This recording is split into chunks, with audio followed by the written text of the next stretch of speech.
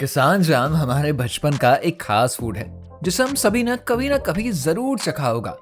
ये केवल बच्चों का ही नहीं बल्कि बड़ों और बुजुर्गों का भी पसंदीदा है। हमें ये जाम ब्रेड पर लगाकर खाना बहुत पसंद है या फिर कभी कभी इसे रोटी के साथ भी खाने का अलग ही मजा होता है।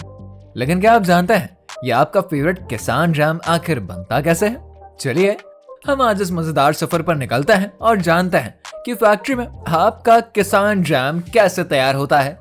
तो बने रहिए वीडियो के अंत तक। जब बात जाम बनाने की आती है तो ये डिपेंड करता है कि हमें किस फ्लेवर का जाम बनाना है।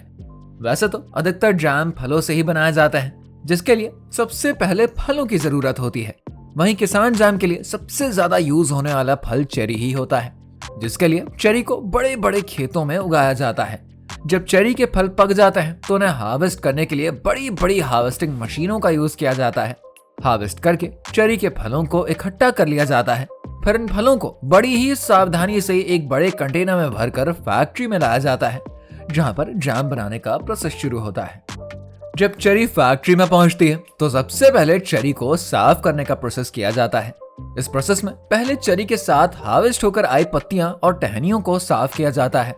इसके लिए कन्वेयर बेल्ट का यूज किया जाता है जहां पर कई वर्कर्स इन चेरी को अच्छे से चेक करते हैं, जिसके बाद चेरी को रोलर मशीन की मदद से साफ करते हैं और इसके बाद इन्हें साफ पानी से धोकर अगले प्रोसेस के लिए तैयार कर देते हैं।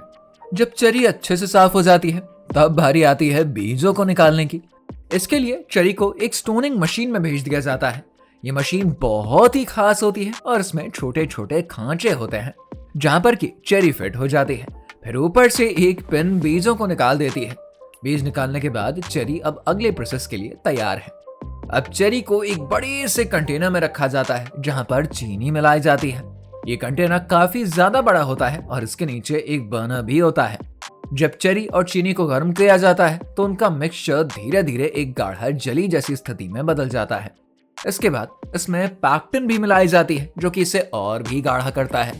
जब जाम का मिक्सचर तैयार हो जाता है तब एक वर्कर इसके टेस्ट को चेक करता है। सब कुछ सही होने के बाद मिक्सचर को अगले प्रोसेस के लिए आगे भेज देते हैं। जाम का मिक्सचर जब बिल्कुल सही बन जाता है तब इसको बॉटलिंग लाइन की ओर भेज दिया जाता है। यहाँ पर पहले से बॉटल्स तैयार होती हैं जो कि एक कन्वेयर बेल्ट पर रखी जाती हैं। फिर एक मशीन नोजल की मदद से समान मात्रा में जाम को बॉटल्स में भर देती है। इसके बाद बॉटल्स को कैपिंग सेक्शन में आगे भेज देते हैं जहां पर उनके ऊपर ढक्कन लगाए जाते हैं। इस प्रोसेस में बॉटल्स के अंदर स्टीम भी भरी जाती है। यह स्टीम बॉटल के अंदर वैक्यूम बनाती है जिससे कि ढक्कन टाइटली बंद हो जाता है। वैक्यूम का फायदा यह है कि जाम लंबे समय तक ताजा रहता है और वो जल्दी खराब नहीं होता। बॉटलिंग के बाद बॉटल्स को लेबलिंग सेक्शन में भेज देते हैं। यहाँ पर कंपनी का लेबल, मैन्युफैक्चरिंग डेट और दूसरी जरूरी जानकारियां बॉटल पर लगा दी जाती हैं। इसके बाद तैयार जाम को ट्रक्स में भरकर मार्केट्स और सुपरमार्केट में भेज दिया जाता है।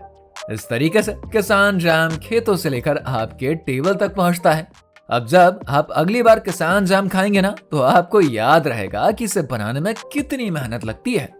ये सिर्फ एक जाम नहीं है बल्कि ये आपके बचपन की मीठी यादों का हिस्सा है। तो दोस्तों, अगर आपको हमारा ये सफर पसंद आया है तो चैनल को सब्सक्राइब करना बिल्कुल ना भूलें। साथ ही बेल आइकन को भी दबाइए। इस वीडियो को लाइक करिए और अपने दोस्तों के साथ शेयर करिए।